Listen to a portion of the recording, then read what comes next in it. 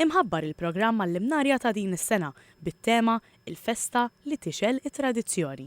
Id-dettalji tal-programm ta' attivitajiet ingħataw mill-Ministru għall-Agrikoltura, is-Sajd u d-Drittijiet tal-Annimali Anton Refalo u mis-Segretarju Parlamentari Alicia Buġejja Sajd.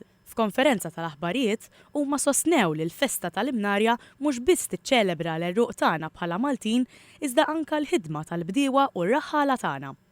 Mifruxa fuq 8 tiem, f'din il-festa tradizzjonali se jkun hemm bosta attivitajiet, fosthom il-parata tal-bandu mill-Imdina r-Rabat, wirja ta' karrettuni u karozzini, makkinarju u inġenji tar-raba', wirja marbuta mal-imnarja fiċ-Ċentru Nazzjonali għall-Vitikultura u l-Enoloġija, logħob tradizzjonali kif ukoll għana u sfin tradizzjonali.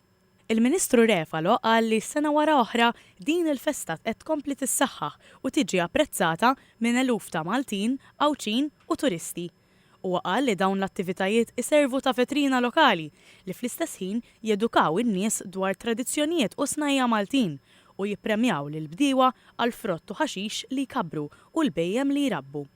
Min-naħa tagħha, is-Segretarju Parlamentari Buġejja Sajd qalet li tul din il-festa il-familji jistgħu jmorru jqattaw il-ħin liberu tagħhom u jieħdu gost flimkien fil-qalba tal-buskett.